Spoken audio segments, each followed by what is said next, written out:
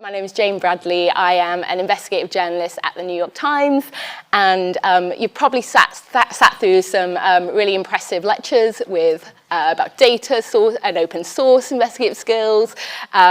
This talk isn't about any kind of cutting edge or fancy skills or tools you can use. It's plain old, very simple, finding people and getting them to talk to you.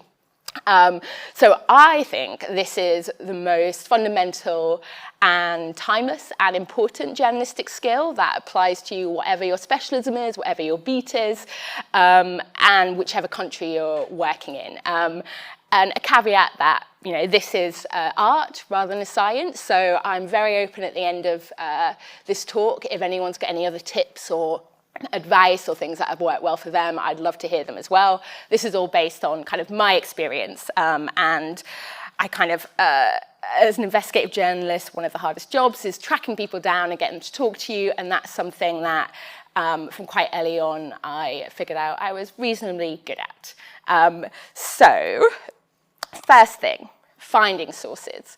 And there's a vague link to the Colombo picture at the start. But basically, speak to people, as many people as possible, ideally in person, at the very least on the phone.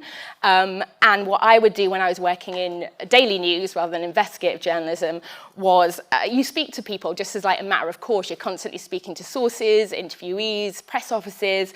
I would try to end kind of every conversation with that kind of one more thing question, like, is there anything else that you think we should be reporting on, that we should be digging into?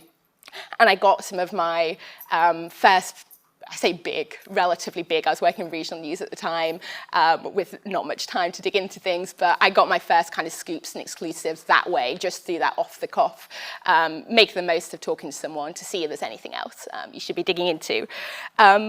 This is a tip that I've stolen, the second one, from people who are far better at this than me, and that's to set proactive goals on sourcing up. So I always try to, and I don't always hit this, but I try to speak to 3 news sources a week.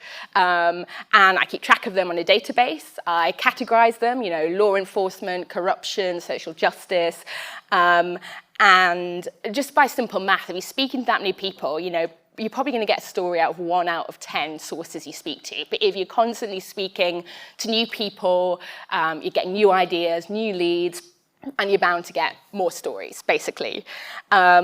And then the third tip I found is something I learned from bitter experience when I was starting out was I kind of was just like, where do I find the stories? Who do I speak to? And I just really cast my net really wide and just tried to speak to interesting people. But I found it's much more effective if you focus in on either the big stories of the year or the topics you're interested in, whether that could be violence against women, social justice, corruption, lobbying, and then build a map of who would know more about that and try to make it diverse. So you're not just talking to politicians, you're not just talking to academics, you're speaking to kind of a broad range of people. And I tend to pick like 2 or 3 areas a year where I kind of identify, okay, I want to source up more in that area, or I think there's going to be some interesting stories, because otherwise you kind of get lost. And working for Americans, I'm the UK investigative correspondent, they're kind of like, just cover the island, just cover the whole of the UK, and as you guys know, it's quite a big patch. And the other tip, pretty simple, but basically read, and when I say read, listen to news, watch the news, just to kind of get a feel for what the big stories are. And it's amazing how many kind of daily news stories an interviewee might make a throwaway comment, and then you're like, okay, I wonder if there's anything more to that, or there'll be a single case study, a single person story, and you kind of think of it, okay, is there an FOI I could file? Is there something, is this a pattern? Am I seeing a lot of these anecdotal individual cases? That points to something broader. And then the onion strategy, which I use basically, especially when you're talking about former employees or former insiders, trying to get inside companies, corporations, parliament, whoever. I find it's best to always start on the outside, like look at former employees, look at people who've spoken out to the press before, and then from them you kind of work your way in until you hopefully get, at least a couple of people who are still working at that company or working inside Parliament, because otherwise you kind of go in a bit blind, you don't know the layout, you don't know who to speak to, and you're at risk of kind of blowing your investigation by speaking to the wrong person and having them alert the press office or something like that. So start on the outside and just ask for recommendations. Who would you speak to? Who would know more? Is there anyone who might be up for talking? Okay. So I always found it really annoying when I went to these kind of conferences and no one would give practical tips. It was all kind of general and theoretical. I'm like, okay, give me your secrets. I want to know how you actually do this. So I've tried to include some practical resources I use kind of all the time for finding sources. And the first, a lot of you will probably already know about this, but LinkedIn Premium is your friend. Now, a subscription's really expensive, but if you're clever, you can sign up to a LinkedIn for Journalists group, and it will alert you when there's like a free seminar to do. If you do that seminar, it gives you a free premium subscription, I think for at least 6 months, maybe even a year. And it's a pain in the ass to do, but once you've done it, it's amazing, because what that means is you can then message anyone you want. You don't have to be a connection. And LinkedIn is just the best resource for trying to get sources to speak to you if you're not at an in-person event. So yeah, sign up for that definitely.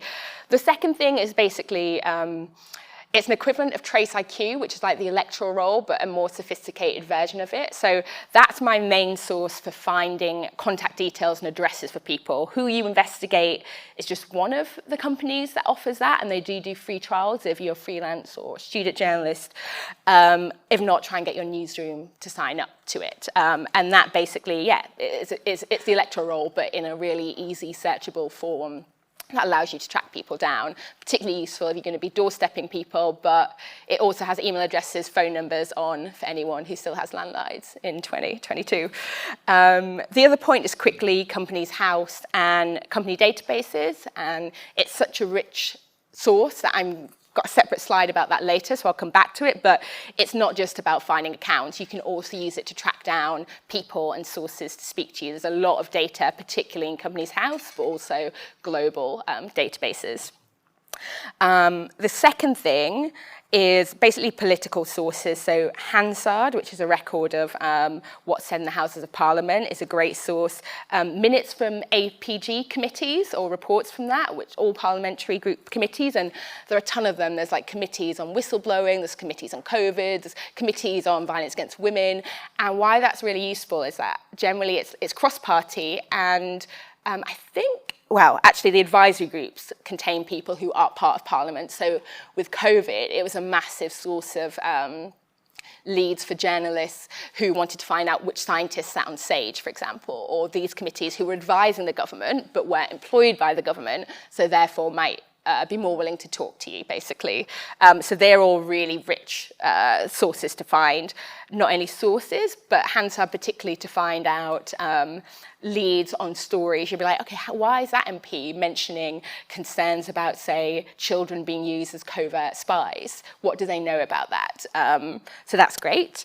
The other one's a bit more niche, but one of the reasons I always agree to do conferences like this, I surprisingly hate public speaking, but I've got so many sources from just attending conferences like this. Less so journalism ones, more so like there might be a specific money laundering, financial crime one, there might be one about social justice or some new police powers, and it's always best to meet someone in person, as I said at the start. So these conferences, you can find government insiders, police insiders, a ton of experts there. So what I would do when I want to source up in a particular area, Eventbrite is just one tool, but you can kind of go in and search by topic you're interested in and set up alerts. So you're notified as and when these interesting conferences or talks come up. Lastly, social media, particularly Twitter and Facebook, has been incredibly useful for tracking people down and finding sources. There are a ton of tools that you can use to kind of search Facebook. I think Facebook's actually reintroduced its own ability to search people by location, groups, things like that. But Twitter is incredibly useful, I find, for sources rather than actually finding stories. And I've built a ton of sources through that just by following people and maybe engaging with them, DMing them, seeing what they're interested in, and then kind of going in with the ask, which I'll come to next. But just going back to the parliamentary point very, very briefly, one example of a great story that I was very jealous of when the pandemic kicked off. There was a great Reuters story about Sage and about how the scientists had basically got the advice wrong at the start of the pandemic. And I was jealous of it because I think with any good story, you're like, I could have done that. They'd gone through all the open source information, gone through all the Sage minutes, and it was entirely pretty much based on that. And they'd put together through this analysis this great story of, how the scientists had got it wrong at the start of the pandemic. And I think that's a great example of how you can find sources and stories in those type of documents. Okay, let's see next. Okay. Court records. Now, I both love and hate this because I hope you're appreciating my memes. I don't have anything fancy, but I've got some good memes. That's from my BuzzFeed days. Court records in the UK are ridiculously untransparent and a ridiculous mess compared to places like the US, where there's a central system, central database called PACER, where you can basically get pretty much any court document, witness statements, evidence, everything. The UK is not centralized. It's kind of potluck. If you call, Newcastle Crown Court the week after a court case, and you're like, hey, do you have details on this case? They'll be like, what, no? Whereas you go to PACER, and you're like, do you have these court documents from 10 years ago? They're like, sure, here's everything. But you can still get some useful information from English courts. So the first thing is court listings offices. If you call up any Crown Court, Magistrates Court, call them up, ask for the listings office, and if there's a case that has recently been held, and I'm talking, in my experience, the past few years, but if it's the same year, even better, you can ask them for the name, the address, and the lawyer who represented any party in proceedings. And that's really useful because you can then, if you're covering, say, a case looking at, say, joint enterprise or something, and you found an interesting case and you want to speak to the victim or the defendant or something like that, you can just go and get their physical address if you want to doorstep their family, or you can get through to them through the lawyer. So that, on a basic level, is what you can get. One thing that's also very useful, if you're lucky enough to have caught a trial that's ongoing, you can ask for a witness list from the court. And that's useful because you can then, it kind of does your sourcing for you if you're interested in a case. It could be neighbors, it could be experts, it could be like relatives, and you can then go, use that name, go and speak to someone yourself. And journalists are, believe it or not, entitled to most documents in court under the open justice principle, which is set out in law, in case law. But more often than not, you will have to fight for it. I was in Manchester a couple of months ago following a court case, and I had, so especially kind of if you're outside of London, the courts just aren't covered very well. The journalist out of the resources is often like a local journalist or a court reporter who's covering a ton of cases. So they don't have time often to kind of really dig into the evidence and ask for these documents and things like that. So basically courts are used to journalists asking for these documents a lot of the time. So in Manchester, I had the audacity to ask for some pretty basic documents, actually, some witness testimonies, some of the DNA evidence that experts cited, opening arguments in the prosecution, and they were outraged. Who's this gal from the New York Times asking for these documents? What does she think she's entitled to? And I said to the court clerk, I said, I'm just confused by, why there's been this reaction, basically. And he'd never heard of the case law that gave journalists a right, which is Guardian versus Westminster, I think it was 2016 or 12, that gave journalists a right to get those documents. So basically go in there knowing your media law, because you will very likely have to quote it at them and explain why you're entitled to the documents that you're asking for. Outside of court, A lot of you probably would have heard, but Bailey publishes the most significant court cases and appeals. It's a very small selection, so you're only going to get, it's an online database and it's free to use, and it's quite clunky, but they have a really good data team that will help you find what you need, but just be aware, it's the most significant cases that set a legal precedent that you will find there. An amazing source for finding people is employment tribunals. Most are published online, and I've got the link there. And they're really good for finding former employees who are pissed off and might want to speak to you or whistleblow about something. Again, you can usually attend them in person, but a lot of the records are online. And yeah, for finding former employees, it's a really rich source.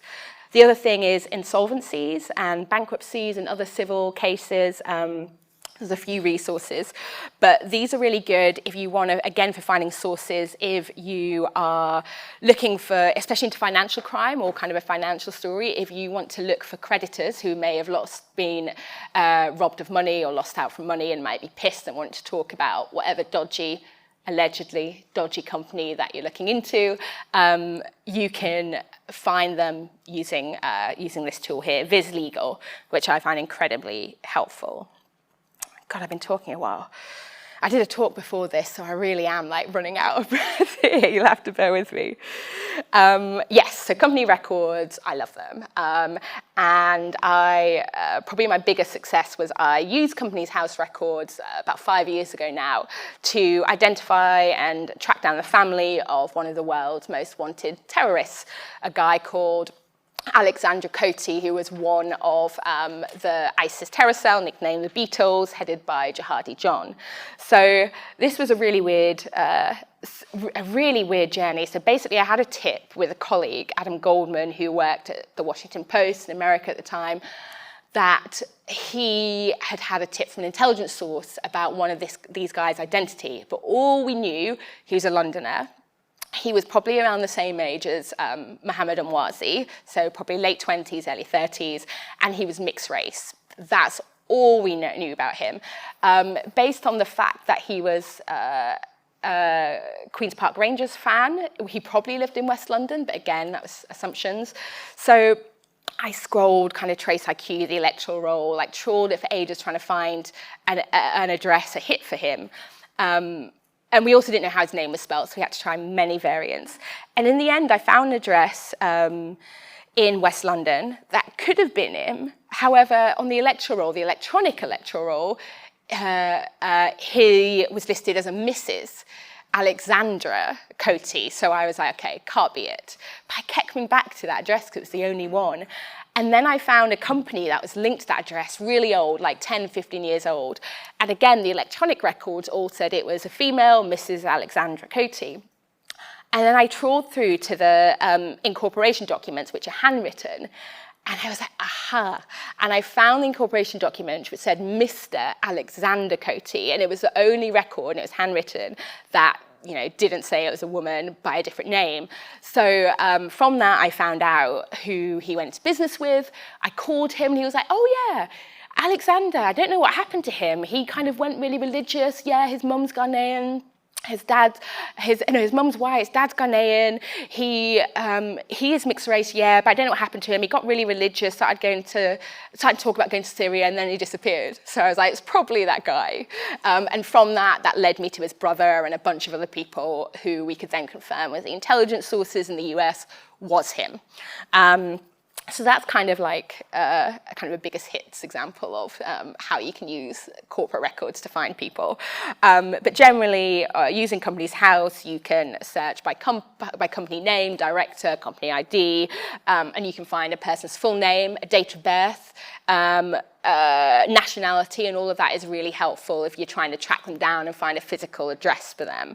So often Companies House will be my first port of call, and then I'll go and cross-check it against the electoral roll, who you investigate now, to try and find an address, because at the very least you can speak to neighbours then, right? In terms of international global companies, Orbis is the best tool. And it's kind of, it's a bit clunky to use, but just in terms of the data it's got and the countries, the jurisdictions it covers, it's brilliant. But it's so expensive. I don't know any British newsrooms that have it, maybe I'm wrong. But you can access it for free at the British Library, basically, and you can get a card, especially if you're a journalist, and go in and you're entitled to use it for a certain amount of time. And it's really useful if you're looking at kind of an international web of companies and trying to trace people abroad. Open Corporates, a lot of you probably heard about. That's just a free online platform, which again, it includes offshore jurisdictions. It's less detailed, but it's much easier to use than Orbis. Sayari Analytics is one that I used recently for Story, which is newer on the block. It's massively overpriced, but you can get a free trial. Again, you can tell, Yorkshire, I love a free trial. So yeah, that also, if you've got a big project, they can give you a couple of weeks at least, so it's really useful. Okay, so how to approach sources once you've identified them. I think my first tip is basically thinking about it and putting yourself in their shoes before you make the approach. So what might be their motivation for speaking? What might be their reservations? And try to think of kind of answers you can come up with in response to them going, well, why should I talk to you for X reason? So you're not kind of bumbling on the door, as I was in my early days. Secondly, and particularly if you're making an approach online, like through LinkedIn or something, start very broad and go in softly. This is really important for multiple reasons, but I think firstly, and the same applies for interviews as well, but it means you can kind of find out a bit more about the person and tailor your approach to them, even by just having, a kind of a scoping chat, 5 minutes, or if you send something broad, they'll normally email back and be like, tell me more what you're interested in. So don't go in there too hard, too specific. Try and you basically want to avoid spooking them. It gives you time to figure them out. And you also want to avoid the dreaded press office referral, where someone will just forward your email directly to the press office and then they kind of try and shut down all your sources and stop them from talking for you, which I have made that mistake in the past. Thirdly, again, for interviews, and this might be hard for some journalists, but listen more, talk less, and don't make assumptions as to why you think they might want to talk or not want to talk. So I was in Manchester interviewing the mother of a victim on a story I'm working on at the moment, and I kind of started the interview, as I always try to, with kind of, I just wanted to know before we get into it, why did you want to meet today? Why are you interested in talking? And their answer actually was very surprising, and it meant I could then tailor not only my questions, but also kind of how I framed the piece I was working on and why I wanted to talk to them in a way that appeal to them more and encourage them to speak out. Okay, the other point is always consider source protection from the very beginning, from that first point of contact. So obviously never contact anyone on their work email. That could expose them. Work emails are nearly always monitored, if not always. I always find that generally other people, whether it's a partner, another family member, a friend, often is an obstruction to getting to the source, because they're obviously worried about their safety or the risk they're taking in speaking to a journalist. So they're often the more conservative, risk-averse choice. So I always try to time my approach, and this in particular for doorsteps, for when the husband is at home or the wife is at home or the kids aren't around and things like that. And if you are making the approach online, just use encrypted apps, at the very least WhatsApp, but I use Signal for most sensitive conversations. There's Proton Mail, of course, for emails, or in really serious cases, or if you're looking at government or intelligence services stuff, consider an in-person only approach. And people often appreciate that, because it might freak them out when a journalist turns up at their door, but it shows you can show, okay, this is why I've done it, to protect you. It was the only way I could do this without exposing you to risk, and I was thinking that at the time. So the ask, that is kind of the most tricky thing to get right, but also the most important with a source. So you basically you don't want to go in too soon with the big ask for what you're looking for, whether it's documents, whether it's an on-the-record interview, even an off-the-record interview. But also you don't want to leave it too late. So you're not going to trust a stranger. Right? No, most people here won't trust a stranger, however impressive a journalist they are. If they just approach you, you don't know anything about them, you haven't had time to get to know them. So I always try to kind of build a relationship first with the source where that's possible. And then when I feel like there's a certain level of trust, I will then kind of make the ask. But you don't want to wait too long. So I have a story about how I, first of all, fucked it up, and then how I got it right with the same source. So one source, on a story linked to, how can I phrase this carefully, but a story linked to kind of corruption. A friend of ours had said, they know, oh, they're really pleased I'm talking to you. They want to get this out in the open. So I was like, great. This was about 5 years ago. I was like, great. And he passed me the number. I assumed she had told them that I would be getting in touch and what I was working on, they were on board based on the encouragement of her talking to me. That wasn't the case. So I messaged her I went in really hardball specific. I was like, hey, heard lots of good things. Well, not good things. I've heard, a lot about this. I'm looking to this specific story, and it was a really hot topic at the moment.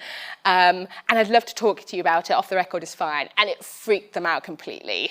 How do you get my number? How do you know I know about this? I'm reporting you to the press office. I've got to protect myself. And I thought I'd completely lost the source.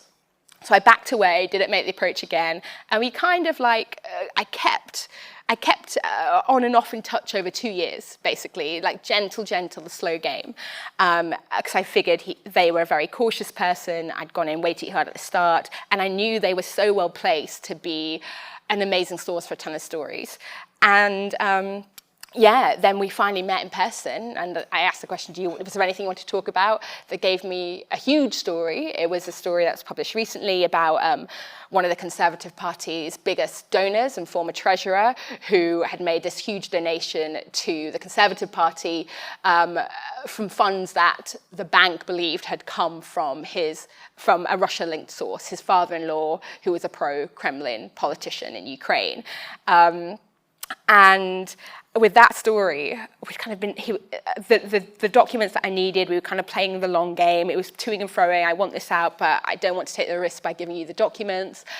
And then at one point, I was just like, look, they're overthinking. I'm going to have to just make my move now. So I just said, look, we've been talking for a long time. Either you want to do this or you don't. There's no pressure. This is why I think it's important. Are we going to do this? And we did.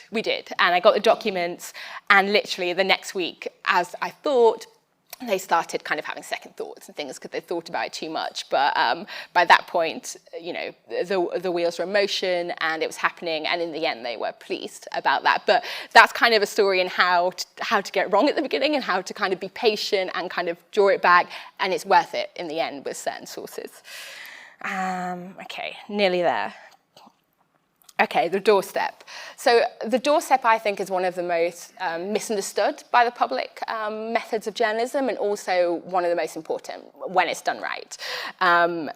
I have got some of my biggest stories from doorstepping somebody, attending up in person and getting them to trust me and getting that interview. It's also the hardest. I still feel sick before I do most doorsteps, particularly if you're approaching someone who has been through something traumatic or has a reason to distrust the journalists, the authorities, whoever. So my first tip is to, do your research. So before I approach someone, I do a trawl online. I try to find out everything I can about them, whether it's through social media, whether it's through blogs they've written, whether it's through their LinkedIn, anything I can to figure out kind of what makes them tick and what they're like. And I also, and again, I learned from experience here, look into the neighborhood. What kind of area is it?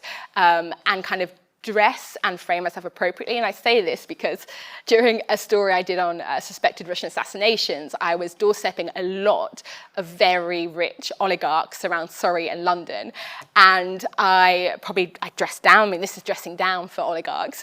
And I swear I got the police called on me. I was not getting through any gated community. And I quickly okay, I'm going to have to dress up a bit to kind of look a bit more professional. And that really helped. And same if you're you know, if you're going, I'm from Hull, a rough part of Hull, I know of I dress as I did when I was door knocking oligarchs, they would have been like, who the hell is this posh, you know, I'm not going to talk to you. So I think just dress for the person and the neighbourhood, as well as thinking about how you'll make the approach. Be prepared. You only get a very small window to make impression. So what I do before I go in for a door knock, I basically sketch out like my opening sentence basically, and maybe the follow-up one. And in my head, I think, okay, what will I say if they're like, no, I don't want to talk to you, and what my quick argument is there. Just so you go in, the door opens, you've got something you want to say, and you've got it in before they probably slam the door on you in most cases. But you do just have a minute to make an impression. So yeah, be prepared, sketch it out, know what you're going to say, at least for the opening, and go, and then adapt it to them and how they're responding to you. The other thing is being sympathetic, but also genuine. I feel like sometimes in journalism, there's a tendency to be like, oh, I know what you're going through, when a lot of the time we can't imagine. We haven't been through what they've been through, right? And it's insincere to try and draw parallels between you and them. So when I did my doorstep of a second beetle, a second ISIS terror cells beetle's mother, my opening gambit was basically, look, this is who I am. Look, I know this is going to be really hard to talk about. I'm not going to pretend this is going to bring your son back or change anything, but it's really important we talk about this so we can understand how your son was radicalized and how we can stop it happening again. And that got me in the door. And I think once you're in the door, unless you really mess it up, you're probably going to get the person to talk to you. So yeah, that leads me to my next point. Getting inside the house is everything.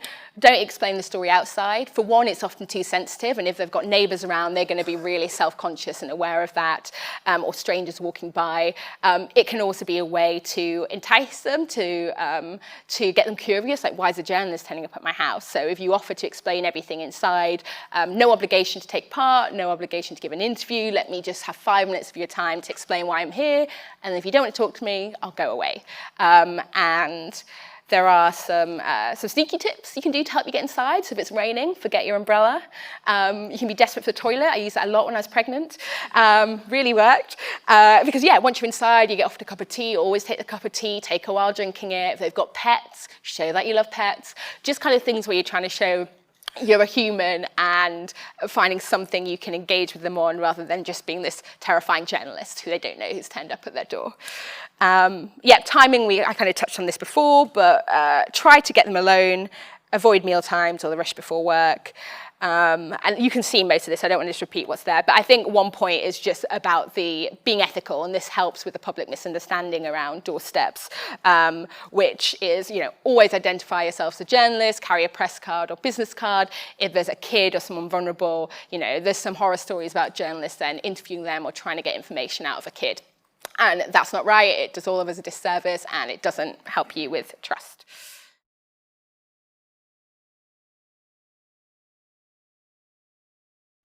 It's a really good question. It's something I'm massively paranoid about. So I don't have Facebook.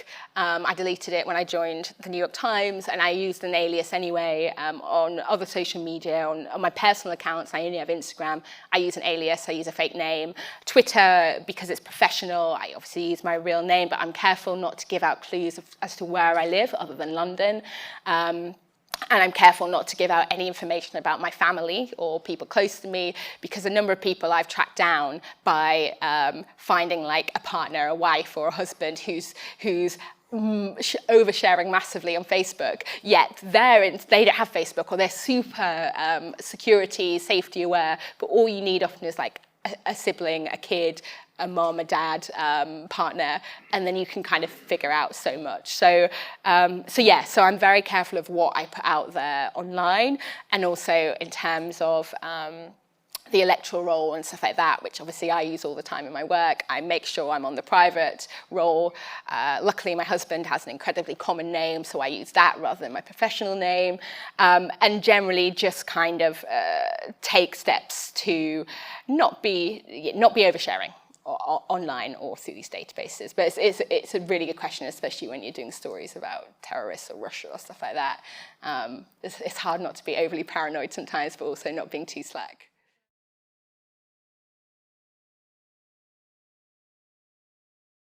Oh, all the time. And there are people who will face more barriers than I do, but I still feel incredibly uncomfortable when I'm in Westminster or Parliament, like wherever there's posh, white, middle-class men and people of authority and power. I think it's just my background of being from Hull, from a working-class background, being a woman, being mixed race. I just don't feel at home, and I really have to work on myself to kind of even feel comfortable then. If you're not confident, you're not going to get people to talk to you if you can't blag it. And I think there are certain stories like that are off limits or harder for you to crack into because of your demographic and where you're from. When we were doing the Russia story, some of my male colleagues would just go out golfing with all these Surrey businessmen, right, and build up a common ground and chat to them and stuff like that. I could never do that. But I also think there's an advantage. I think we can speak to people that maybe your average posh white man can't speak to. There's more of a shared experience. And I also think that's important because that means you're telling stories that maybe the mainstream media or those type of journalists aren't telling. So I think you can use it to your advantage as well. And I think we need more not posh white men in journalism.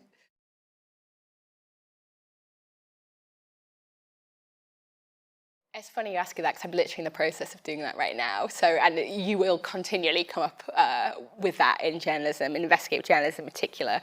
So the first thing I would say is, firstly, when you reach out to people, always start off on a background basis. Just say you're very happy to talk to them off the record. No obligation to take part. Again, just explain what you're looking into. You'd love to chat to some experts in the field. Would they share their expertise on a total background basis? Secondly, identify the structures in place in those organisations and what teams might be interesting to speak to who would know about what you're looking into, first of all, but also whether there are any specific roles that speak to the issue you're looking into. So, for example, at the moment, a lot of organisations, the CPS does, the Met does, have diversity and inclusion officers, right, who might sit within teams, and they might not be the team you want to speak to, but they can then recommend someone. They know how the system works. They can at least recommend the company works. They can at least recommend the team, point you in the right direction, if not an individual. So if I'm looking into racism in the police, say, I would identify maybe an officer, or it could even be a HR person who looks into diversity and inclusion. I would look for, there are lots of, certainly in the criminal justice system, there are lots of body groups for police, for lawyers, Black Police Officers Association, the CPS, I think has something similar to prosecutors, lawyers definitely do. So look for those kind of communities who can give you the in and might be more open, might be more aware of the issues you're looking at, or be more open to talking to you about them. And I also think if they're a bit less establishment or typical establishment, they're probably going to deviate from, this kind of idea that, you don't talk to outsiders, you don't talk to journalists, at least in my experience. But yeah, LinkedIn is your friend. Once you've established what teams you're looking at, trawl LinkedIn. The filters there are amazing, and I'm using it at the moment.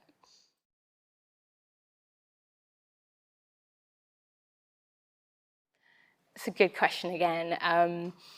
I think I am lucky in that my specific beat is investigations. And when I started out, and I know for a lot of journalists, you don't get the luxury of specifically working on investigations and the time and resources that comes with. You have to do that. When I started out, I was doing a daily news job, and then in my evenings, my weekends, trying to find stories and original, exclusive, things like that. But I think now the key thing is to not take on too many stories. So for me, I will often have maybe 2 or 3 stories I'm working on in the early stages. So one long-term project, one shorter-term project that kind of keeps things going while I'm waiting on sources or FOIs and a longer-term one. And in terms of the time I have, it fits into that. On a long-term project, if it's big enough, like the one I'm working on now is a year-long project.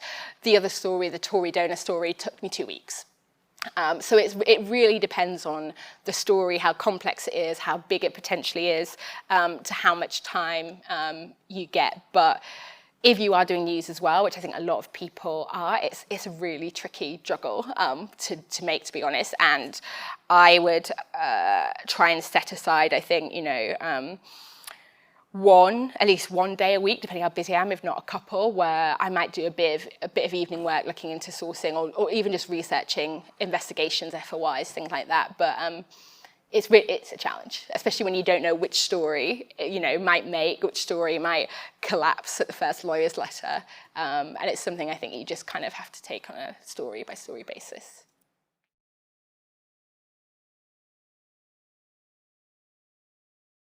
I think, firstly, my first approach, and it goes for almost any industry where you're looking for insiders or experts, right, professionals.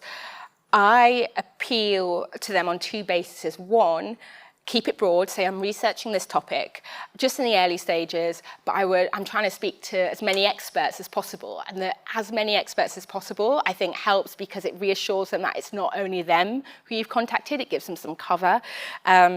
I'm trying to speak to as many experts as possible just to find out a bit more about how this works, to make sure I'm understanding it correctly and my reporting is accurate. And generally, I think most people appreciate the fact that you are doing your due diligence, that you want to make sure your reporting is right. And also there's the ego, right? A lot of people like to be known as experts or thought of as experts. So always appeal to the ego, particularly in certain industries.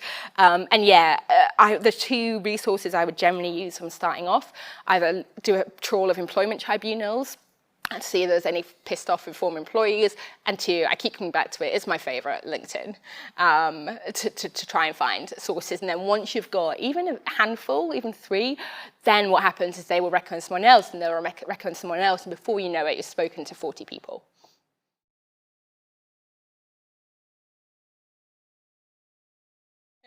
Hey, what are you up to? No, so what I would do is, I knew they were a Russiaphobe, and they were really interested in that world and finance. So whenever there was kind of like a big story or some new research out, I would send them a link and be like, have you seen this? Or what are your thoughts on this? Because again, you're kind of appealing to them. It's something they're interested in, you're asking for their expertise. So never going in with the ask, like, I want something for you, just knowing what they're interested in and sending articles or studies and asking their thoughts, or just sharing and sharing that, and that really helped. And it was either through, I've got to be careful what I say about how I did that, because I didn't want to expose them, but I had the number anyway, but also there's obviously open source social media ways of doing that and seeing what they're posting, so you can keep an eye on what they're interested in. But yeah, the key thing, that, and not going in with asking anything from them, which is what can spook them.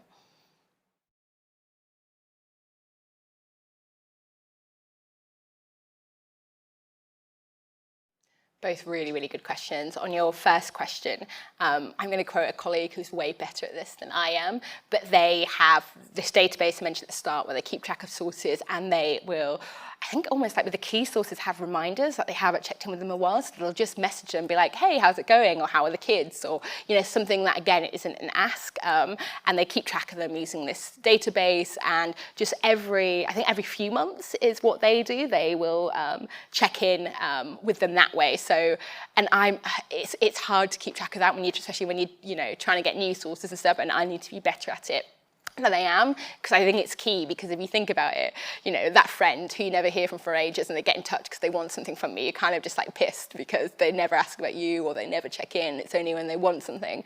So I think it's a really important thing to do, and follow my colleagues' advice and not mine on it. But yeah, have some tracking system, and keep track of when you last spoke to them. And not every source, but just key ones. If you've got an amazing source in the intelligence services, at the NCA, in government, ones that they're gonna know about a lot of stuff that will be useful. I think prioritize them and do it that way. And then, yeah, in terms of when a source gets in touch with you, and how you verify who they are, that, I wish that was more of a challenge than it is, because most of the time it's me asking people to talk to me rather than the other way around. But occasionally I do get a great email from someone who seems to have a bombshell of a story. I think there are a couple of steps you can do. Firstly, check out their email address, obviously, the first thing. When you get their phone number, you can check out their phone number against who you investigate. You can also search, see if it matches, like if they've contacted you on Twitter or Facebook. I think you can still search by email address or phone number that way, just to see if it's linked to, you know, a real person, and if you can figure out their identity if they haven't given you it. And the second thing, that's kind of them, and then obviously searching their name, email address, phone number. But the other thing you can do is verify the information they've sent you, and that also often is easier to do, and also on some respects more important. So if they've just sent you, you know, documents, you can, and it's a leak from, say, Barclays or something, right? Try and get sources inside Barclays, if you don't already have them, as an example, to verify, okay, does this seem genuine to you, or does this person, and you can also look at, like, often they'll have, like, people that CC'd in, if it forwarded you, like, leaked comms, internal comms or something, you can check out the email addresses in those comms against LinkedIn, the names, check, okay, are these people real, do they really work where the email or document says they work, yeah, can I verify it that way? And then the contents often can be verified different ways, like, if there is an address it mentions that's linked to, say, a Russian oligarch, you can, you know, go and check the electoral roll to see if that name is connected to it.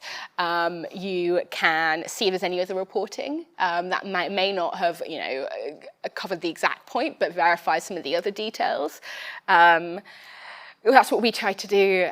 I'm reluctant to kind of bring it up because it's so controversial, but when I was at BuzzFeed, when we published the Trump dossier, before we suddenly published it all out the blue, the idea was we would try and verify certain details in it. So I think Michael Cohen's visit to Prague, I was sent to Prague to see if I could find a record of him staying at any of the hotels. Other sources were mentioned, could they verify what was said in the dossier? So that was kind of a really high-end way, and that was the intent. Obviously, it didn't end up that way. We published it suddenly, but we were trying to verify it that way. So yeah, so basically sources, other documentation, press reporting, verify the contents as well as the person, if you can.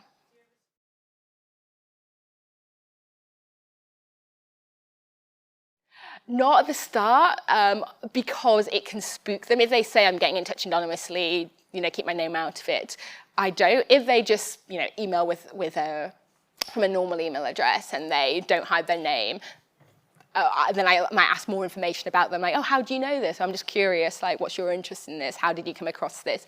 And that often leads to information that helps you verify who they are and who, and the kind of the documents or information they've shared.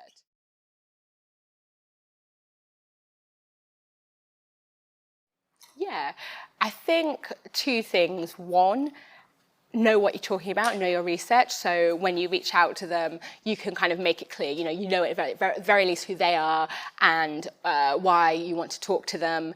I think also even if they're freelance or just starting out, do they have a body of work they can show, even if it's a small body, to show that, you know, they have been reporting on, I'm just saying, domestic violence or like whatever issue that they're contacting about before, which kind of shows what type of reporter they are. Because the key thing is they don't know who you are, so you need to show them who you are and reassure them that you are someone they can trust and spill all their secrets to. So I think that would be my key advice. Do your research, know who you're talking to and the topic you're talking about. So if you get them on the phone, you sound authoritative, which will instill confidence. And yeah, try and have, even if it's university work or some clippings, that I think goes a long way. Okay, I'm gonna have to wrap it up now because I need some water. But thank you all so much. They were really good questions.